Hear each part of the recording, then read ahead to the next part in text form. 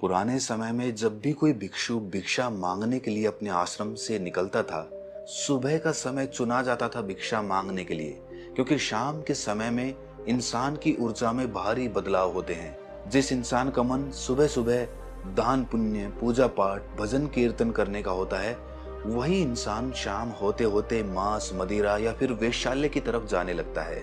आखिर क्या बदलाव हमारी प्रकृति में होते हैं कि एक इंसान सुबह से लेकर शाम तक भारी ऊर्जा का परिवर्तन महसूस करता है। देखिए, जो हमारी प्रकृति होती है वो 3 गुणों से मिलकर बनी होती है, सतोगुण, रजोगुण और तमोगुण। ये 3 गुण हमारी प्रकृति में सबसे प्रधान होते हैं। पूरी सृष्टि इन 3 गुणों पर ही टिकी हुई है। सतोगुण जो होता है वो सात्विक ऊर्जा प्रदान करता है। ऐसा इंसान अक्सर होश में रहता है, जागृत अवस्था में रहता है, ध्यान साधनाओं में लीन रहता है। लेकिन इसके बाद जो रजोगुण होता है, ऐसा इंसान लालसाओं से, वासनाओं से भरा होता है और वो अपनी जिंदगी में निरंतर दौड़ता रहता है। और जिस मनुष्य में तमोगुण प्रधान होता है, ऐसे आदमी को आलस्य, ईर्ष्या, काम वासना हमेशा घेरे रहती है। उसके मन में हमेशा गंदे विचार चलते हैं, कुछ भी करने का मन नहीं करता, आलस्य में अपने बिस्तर पर पड़ा रहता है, किसी की बात नहीं सुनता, किसी की बात मानता नहीं है।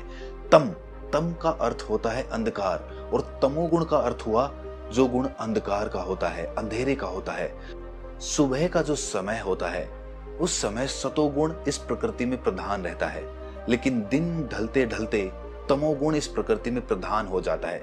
इसीलिए जो मनुष्य का स्वभाव होता है वो सुबह कुछ और देखने को मिलता है और शाम होते होते बिल्कुल बदल जाता है। और जब इन 3 गुणों का संतुलन हमारे शरीर में बिगड़ने लगता है तो हमारे शरीर में नाना प्रकार की बीमारियां पैदा होने लगती हैं और इसी से हमारी आयु भी कम होने लगती है। और जो इंसान इन 3 गुणों को समझकर इनका संतुलन अपने शरीर में स्थापित कर लेता है, ऐसा इंसान कभी बीमार नहीं हो सकता, क्योंकि वो प्रकृति के साथ चलना सीख गया है। जो तनाव होता है, डिप्रेशन होता है, ये सब तमोगुण के ही प्रधान होने की वजह से होते हैं। देखिए, ये तो हम सब जानते हैं कि वात, पित्त और दोष का जो संतुलन होता है, उसी से हमारा शरीर कार्य कर पाता है। और जब इनका संतुलन बिगड़ने लगता है तो हमारा शरीर बीमार होने लगता है, अलग अलग बीमारियां पैदा होने लगती है। लेकिन समझने की बात यह है कि वात, पित्त और दोष का संतुलन सतोगुण, रजोगुण और तमोगुण से ही संतुलित होता है। ये तो हम सब जानते हैं, लेकिन आज की वीडियो में हम वो जानेंगे जो हम नहीं जानते, यानी कि इन गुणों को संतुलित करने के लिए सुबह क्या क्या आदतें अपनाई जाएं, जिससे हमारा पूरा दिन ऊर्जा से भरा रह सके, पूरे दिन हमारे अंदर सतोगुण प्रधान रह सके। मैं ये बात नहीं करूंगा कि आपको ब्रह्म मुहूर्त में उठना चाहिए, क्योंकि आजकल की जो लाइफस्टाइल है वो पूरी तरह से बदल चुकी है। रात में लोग काम करते हैं, नौकरी करते हैं, वो भला सुबह ब्रह्म मुहूर्त में 4 बजे कैसे उठेंगे? तो इसीलिए वो सारे तरीके जानने चाहिए जो हर एक इंसान के लिए एप्लीकेबल हो। सुबह उठते ही धन्यवाद की भावना। जब भी आप सुबह उठते हैं, आपको एक नया दिन मिलता है, क्योंकि हर एक को एक नया दिन नहीं मिलता है।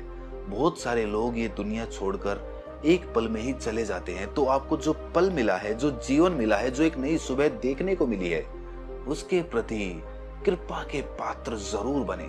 सुबह कितने बजे भी उठें, चाहे धूप निकलने के बाद ही क्यों ना उठें, लेकिन अपने बिस्तर पे से जब आप पहला कदम पृथ्वी पर रखें, तो इस पृथ्वी के प्रति, अपने जीवन के प्रति, इस प्रकृति के प्रति धन्यवाद की भावना जरूर व्यक्त करें। इससे आपके मन में प्रेम का उदय होगा, और एक बार प्रेम का उदय होने के बाद आपका पूरा अस्तित्व निखरने लगेगा। कुछ दिनों के अभ्यास के बाद आप खुद ये महसूस करेंगे कि प्रेम में कितनी ताकत होती है, और जो दिव्य प्रेम होता है वो क्या होता है। क्योंकि आज तक जो हमने प्रेम जाना है वो वासनाओं से भरा, लालसाओं से भरा, काम वासना से लिप्त होता है। लेकिन जो दिव्य प्रेम होता है वो सिर्फ देना जानता है, लेना कभी नहीं जानता। और जब हम एक बार देना सीख जाते हैं तो ये प्रकृति हर एक चीज, हर एक वस्तु, हर एक लक्ष्य हमारे पास खुद हाजिर कर देती है। तो इसीलिए भीख मत मांगिए, पहले देना सीखिए, मन से राजा बनिए, धन्यवाद की भावना रखिए, हर एक के प्रति कृपा पात्र बनिए, और उसके बाद ये प्रकृति आपके साथ कदम से कदम मिलाकर चलेगी। बहुत कठिन नहीं है, बहुत आसान है, लेकिन इसके लिए आपको हमेशा होश रखना होगा। क्योंकि जब सुबह उठते हैं तो मस्तिष्क में से बात निकल जाती है, अचानक भूल जाते हैं, याद नहीं रहती है। इसीलिए जब भी आप उठें तो जरूर इस बात को याद करने का अभ्यास करें कि मुझे उठते ही क्या करना है, और कुछ दिनों में ही यही जो आपकी आदत होगी ये आपका अभ्यास बन जाएगा। और अभ्यास बनने के बाद आपको कुछ भी याद रखने की जरूरत होगी ही नहीं, अपने आप चीजें घटित होंगी। और धीरे धीरे सुबह से जब आप शुरुआत करेंगे तो पूरे दिन आप उस प्रेम की शक्ति को, उस दिव्य प्रेम को अनुभव कर पाएंगे, उसकी शांति, उसकी सुखद अनुभूति आपके तनाव को, आपकी चिंता को, सारी चीजों को एकदम मिटा कर रख देगी। देखिए, आजकल भागदौड़ भरी जिंदगी में लोगों का सिर्फ एक मकसद रह गया है कि बस ज्यादा से ज्यादा पैसा कमाओ, ज्यादा से ज्यादा मान सम्मान कमाओ, इज्जत कमाओ समाज में। लेकिन इस भागदौड़ में वो खुद की जिंदगी को बहुत पीछे छोड़ देते हैं और इसीलिए जीवन पूरा तनावग्रस्त होता चला जाता है। और इसीलिए आजकल डिप्रेशन और ये सारी जो भी बीमारियां होने लगी हैं, ये अभी होने लगी हैं, पहले नहीं होती थी जब लोग मेहनत करते थे, खेतों में काम करते थे। इसीलिए दूसरी आदत ये है कि कोई ऐसा काम चुने जिससे आपको कोई फायदा नहीं हो रहा हो, जिससे आपको कोई लाभ ना हो। जब आप यूं ही कोई काम करते हैं तो वो काम आपका पैशन बन जाता है। वो काम सिर्फ आप अपने आनंद के लिए करने लगते हैं। कुछ भी करिए, कोई गाना लिखिए, कोई संगीत बनाइए, किसी की मदद करिए, दान करिए, लेकिन अपने लिए कुछ भी नहीं करना है। इस बात को गांठ बांध लीजिए, इससे आपको कोई फायदा नहीं होना चाहिए।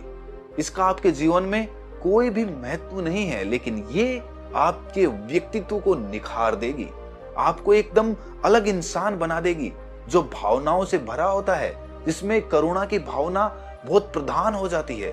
और जब करुणा की भावना उदय होने लगती है तो प्रेम का संचार भी होने लगता है। पौधे लगा सकते हैं, पौधों में पानी दे सकते हैं, बहुत सारे ऐसे काम हैं। अगर आप खोजेंगे तो आपको बहुत सारे ऐसे काम मिलेंगे। बहुत छोटा सा काम चुनिए जिससे आपको परेशानी ना हो, जिसमें आपका वक्त ना लगे, जिससे आपको थकान ना हो।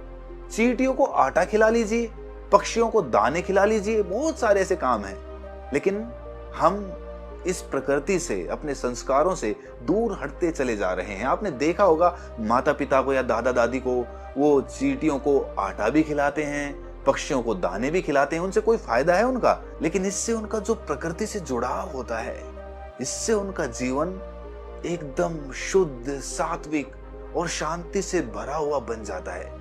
क्योंकि इंसान के जीवन में तनाव तभी आता है जब वो प्रकृति से विपरीत चलने की कोशिश करता है। प्रकृति कह रही है कि मैंने तुझे इस काम के लिए बनाया है, लेकिन आप कह रहे हैं कि नहीं, मैं तो ये काम करूंगा। और जब आप अपनी प्रकृति से, अपनी मूल प्रकृति से हटकर कोई काम करने लगते हैं, तभी समस्या पैदा होने लगती है। देखिए, तीसरा तरीका जानने से पहले ये जानिए कि जो हमारी प्रकृति होती है वो पंच तत्वों से मिलकर बनी होती है: जल, अग्नि, वायु, पृथ्वी और आकाश।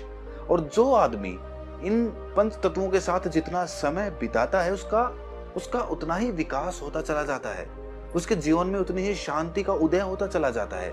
लेकिन आज के समय में ना तो शुद्ध वायु बची है, ना शुद्ध जल बचा है, और हमने पंच तत्वों के साथ समय गुजारना बिल्कुल बंद कर दिया है। व्यस्त जिंदगी, खुद के लिए समय नहीं, अपने परिवार के लिए समय नहीं, और इसीलिए हम अपनी प्रकृति से, अपने पंच तत्वों से, जिनमें हमें मिल जाना है, जिनसे हम पैदा हुए हैं, उनसे ही दूर हटते जा रहे हैं। उनके साथ कभी समय ही नहीं बिताते। याद करिए अपने बचपन को, मिट्टी में किस तरह खेला करते थे, पूरे मिट्टी मिट्टी हो जाया करते थे। लेकिन कहाँ गया वो बचपन?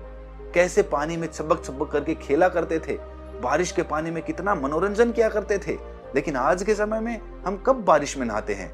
इसीलिए जब भी समय मिले, महीने में, हफ्ते में, 2 महीने में, साल भर में, तो अपने पंच तत्वों के साथ अपना समय जरूर बिताएं। इससे आपका जो शरीर होता है, उसके जो रजोगुण, तमोगुण और सतोगुण होते हैं, जो वात, पित्त और दोष होता है, वो संतुलित होने लगता है अपने आप। इसके लिए कोई विशेष प्रावधान या फिर कोई विशेष तरीके का अभ्यास नहीं है। इनके साथ समय बिताएंगे तो ये अपने आप संतुलित होने लगेंगे। लेकिन हम समय बिताते नहीं हैं, और इसीलिए बीमारियां होने के बाद हम दवाइयां खाते रहते हैं और सोचते हैं कि दवाइयां खाने से हमारा वात, पित्त और दोष संतुलित हो जाएंगे। लेकिन जब ये पंच तत्वों से संतुलित हो सकते हैं, तो हम क्यों ना पंच तत्वों में समय बिताएं, ताकि हमारा जीवन पूरा तनाव मुक्त हो सके। आज के समय में देखिए ना, कितना तनाव हो गया है। थके थके रहते हैं जवान लोग, और बूढ़े लोग अच्छे खासे भले चंगे एकदम खुश मिजाज दिखाई देते हैं। आखिर क्या हो रहा है? वो बुजुर्ग हैं, बूढ़े हो चुके हैं, लेकिन बावजूद इसके जवानों को मात दे रहे हैं, जवानों से ज्यादा ऊर्जावान दिख रहे हैं। और आजकल के जवान, चश्मा लगी रहती है, गर्दन झुकी हुई, कमर झुकी हुई, थके हुए, बात करने में किसी से रुचि नहीं लेते हैं। ऐसा हो गया है जीवन। और आगे आगे आने वाली जनरेशन के लिए समय और भी ज्यादा कठिन होने वाला है। इस बात को गांठ बांध लीजिए। और अगर आज से ही हम अपनी रूटीन, अपनी दिनचर्या बदलेंगे नहीं तो आने वाला समय तनावपूर्ण रहेगा, जीवन थकावट भरा रहेगा, परेशानी रहेगी, घर में सुख शांति कभी स्थापित नहीं हो पाएगी। इसीलिए अपने समय को अपने लिए ही निकाल लीजिए, किसी और के लिए नहीं बोल रहे हैं, अपने लिए तो समय निकालिए कम से कम। वीडियो देखने से कुछ नहीं होगा, वीडियो देख के चले जाएंगे फिर भूल जाएंगे। लेकिन अगर जो मैंने तरीके बताए हैं, जो मैं बता रहा हूं, उनमें से किसी एक तरीके को भी आप आजमा लेते हैं कुछ दिनों के लिए, तो उसका आप खुद ही फर्क देखना अपने जीवन में, अपने अंदर खुद ही वो बदलाव महसूस करना। और उसके बाद कमेंट्स में बताना कि आपके जीवन में इन आदतों को अपनाने से क्या बड़े बदलाव आए हैं, ताकि दूसरे लोग भी आपके कमेंट से प्रेरित हो सकें कि ये सिर्फ बातें नहीं हैं, ये हमारा पुरातन रहा है, यही हमारे संस्कार रहे हैं, यही हमारे ऋषि मुनियों की खोज रही है जो हम मिटाते जा रहे हैं। पानी में कभी खुलकर नहाइए, बारिश में खुलकर नहाइए, मिट्टी में खुलकर खेलिए और फिर देखिए क्या आनंद होता है। खुले आकाश के नीचे सोइए। पहले लोग खुले आकाश के नीचे सो जाते थे, लेकिन आज बंद कमरों में, फ्लैट्स में, बंद मकानों में जिंदगी सिमट कर रह गई है। आज देखिए ना, मकान कैसे बनते हैं, उनमें कोई आंगन नहीं होता, आंगन होता ही नहीं है। लेकिन पुरानी जो हवेलियां होती थी, उनमें घर का हिस्सा खाली छोड़ा जाता था, आंगन होता था, ऊपर छत नहीं होती थी, और इसीलिए वो प्रकृति के ज्यादा करीब होते थे। चौथा तरीका है प्राणायाम। प्राणायाम करने से हमारी श्वास की शुद्धि होती है, उसमें एक निखार आता है, हमारे शरीर में एक चमक पैदा होने लगती है, क्योंकि हमारे शरीर की जो वायु की जो रिक्वायरमेंट होती है, जरूरत होती है, वो पूरी होने लगती है। और जब वो पूरी होती है तो हमारा रोम रोम, हमारे सारे सेल्स जागृत हो जाते हैं, कार्यशील हो जाते हैं। और इसीलिए प्राणायाम करने से हमारे तनाव मिटते चले जाते हैं। जब भी समय मिले, जरूरी नहीं है कि ब्रह्म मुहूर्त में उठ के ही प्राणायाम करें, जब भी समय मिले बस खाने से 1 घंटे बाद करें, खाना खाते ही ना करें। दिन में आप 2 बार भी कर सकते हैं, 3 बार भी कर सकते हैं। और आजकल की जिस प्रकार की जीवन शैली है, ऑफिस में पूरे पूरे दिन काम करते रहते हैं, 5 मिनट का समय निकालकर अपने लिए प्राणायाम करिए, अपनी बॉडी को, अपने शरीर को स्ट्रेच करिए।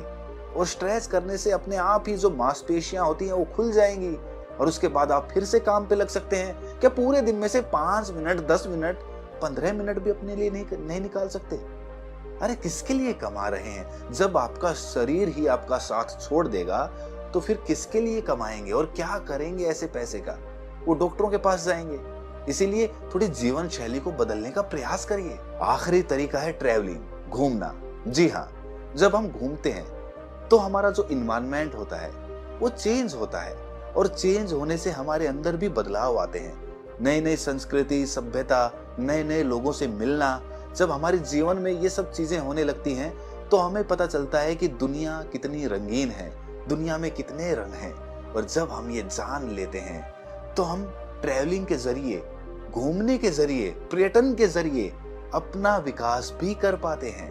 इसीलिए महीने में, 2 महीने में, 3 महीने में अपने साथ या तो अकेले ट्रैवल करिए, वो तो सबसे बेस्ट है, या फिर अपने परिवार के साथ, अपने दोस्तों के साथ जरूर पिकनिक पर जाएं, घूमने के लिए जाएं। इससे आपके अंदर निकटता आएगी। आपके जो सगे संबंधी, जो भी दोस्त हैं, जो भी परिवारजन हैं, उनमें आपस में एक नजदीकी आएगी, उससे प्यार बढ़ेगा आपस में, जिससे कि एक अलग ही रोमांच पैदा होगा जीवन में। पर्यटन करने से जीवन में फिर से प्रेम का उदय होने लगता है, फिर से प्रेम जागृत हो जाता है। एक उम्र के साथ आप सब जानते हैं कि जो प्रेम होता है वो मन से मिटने लगता है, लेकिन उसको हमेशा जवान बनाने के लिए, उसको जवान बनाए रखने के लिए प्रेम बहुत आवश्यक हो जाता है। और जब आपके मन में हमेशा प्रेम भरा रहता है तो आप कभी भी बुजुर्ग नहीं हो सकते, सोच से बुजुर्ग नहीं हो सकते। चाहे आप उम्र से बुजुर्ग हो जाएं, लेकिन सोच आपकी जवानों वाली रहेगी। आपका मन हमेशा प्रफुल्लित रहेगा, और जब मन प्रफुल्लित रहेगा तो आप बूढ़े होते हुए भी जवान रहेंगे। ये है घूमने की और ट्रैवलिंग की जो ताकत होती है वो। तो दोस्तों, आज की वीडियो को यहीं पर एंड करते हैं। तो मिलते हैं किसी अगली वीडियो में। तब तक के लिए सिर्फ एक छोटा सा आपका लाइक चाहता हूं वीडियो पर, और अच्छी लगी, जो भी सीखने को मिला या भी जो भी सवाल है उसको कमेंट्स में पूछ सकते हैं। तो नमस्कार, मैं राहुल यादव, मिलते हैं अगली वीडियो।